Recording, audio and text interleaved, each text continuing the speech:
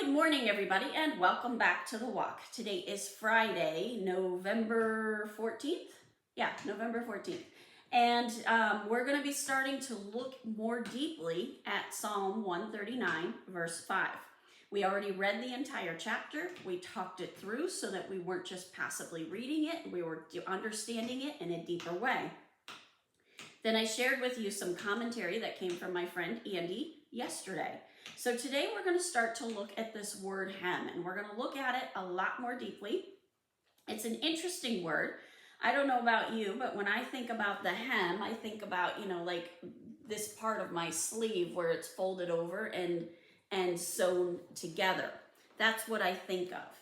Well, as I started to look at other versions, I found other words for this. In the New Living Translation, it says, "You go before me and follow me. You place your hand a blessing on my head." The English Standard Version is, "You hem me in, behind and before, and lay your hand upon me." The King James Bible, "Thou hast beset me behind and before, and laid thine hand upon me." The New King James Version says, "You have hedged me behind and before, and laid your hand upon me."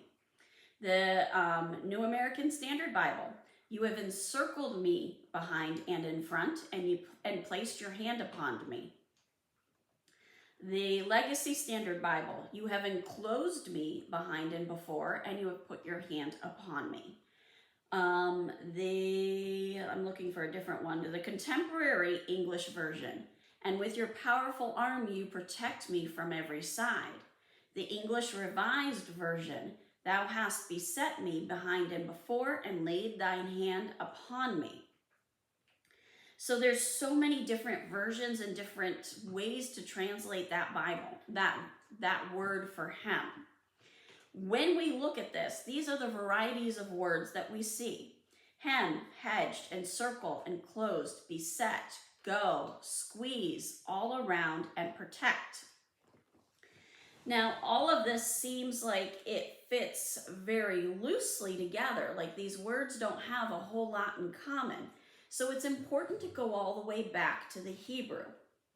The word in the Hebrew is tsur, and it means to bind, besiege, confine, and cramp. This is from the Brown Drivers Briggs definition. It means to confine or secure, to shut in, to shut up, to show hostility, to be an adversary, to treat as a foe, to form, fashion, or delineate. That's Brown Drivers Briggs. The Strong's definition is to confine or to cramp. So what we've got here is we've got God enclosing us in his strength, in his majesty, and in his glory. Why? To protect us from that adversary, to protect us from that enemy. There's no safer place to be than in God's hands. And it's so beautiful that we've already looked at the entire chapter of Psalm 139. Because as we did that, what did we see? We saw that God knows everything. He knows every single cell in our bodies. He knows the number of hairs on our head. He knows everything there is to know about us. He knows our words when they're still just thoughts. Nothing is hidden from him. Nothing is in the dark for him. And he protects us and cares for us, nurtures us. The lexicon means a pressing in or on someone or something. So what that means is God has put us in this fortress. The fortress is his hand. We are in his hand. We are cared for. We are protected. We are cherished. And we are nurtured. That's what this word for hem means. We're going to be digging into it a lot more. We're going to start to look at other places in the Bible where we see this word hem and what that means within the context of that verse. There's so much information here. I thought that what we covered in this week would be covered in 2 days, but the Holy Spirit has taken this deep. If you missed the earlier videos, I really recommend that you do that, because what you're going to see as you go through this entire series with me is how to do a deep Bible study. You may be wondering, where did I get the information about this word hem? If you go to studylight.org, you can put in the search window the Bible verse. There's a tab. Click the tab that says interlinear, and that will allow you to click on the word in English and see what it means in the Hebrew. See what that Hebrew word looks like. See what letters are there. Go and check it out. Today's Friday, so I'm going to remind you there's no video over the weekend, but I'll be back with you on Monday. Have a wonderful day. God bless, and keep walking the walk. Okay, so you're probably thinking, whoa, wait a minute, what just happened to my video? There is nothing wrong with your video. After I recorded it, I thought to myself, why not show you my screen so you can see exactly how to use the Study Light website. So we're just going to go through this. It's not going to take long. As you can see up in the window, the name of the website is studylight.org. You come down here to general search, and I can type in Psalm 139, verse 5.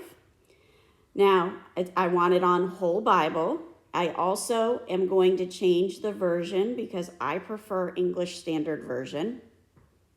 And where did it go? Of course, now I'm not finding it. There it is. All right, and then you see that this tab here is general. I'm going to go to the next tab and make it interlinear. Now, I'm going to hit go. When that loads, I can scroll down, and it bounced back to New American Standard Bible, so I'm going to go back to English Standard Version, and I'm going to hit go again, because sometimes it just does that. All right, now I'm going to come down, and you can see that you have the Bible verse in English, and underneath it, you have the Bible verse in Hebrew.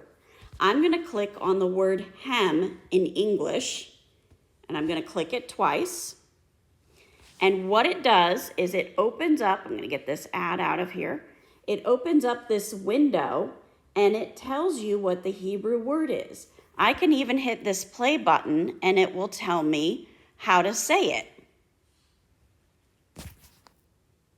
And it's not doing it for some. There we go. So we're going to do that one more time because I talked over it accidentally.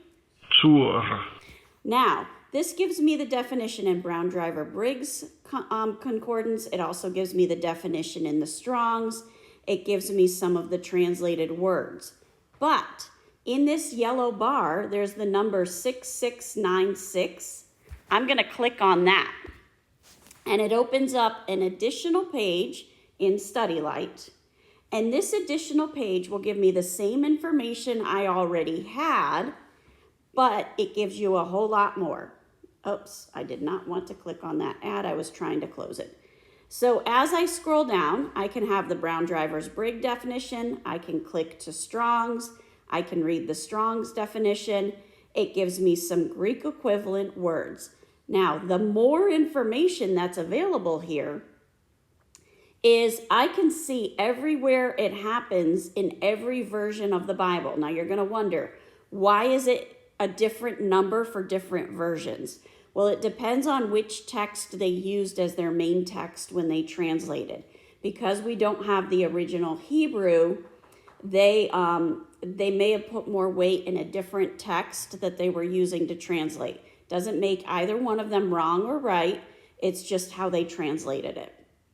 The interesting thing is down here, you can find the lexicon, and with some Hebrew words, you will also see a pictograph. That's where I get the lexicon. In the beginning, when I first found this website, I thought this was just all sources, and I never even read it or looked at it. But what you're going to find is that there's a lot of really cool information in here. So that's how to use studylight.org.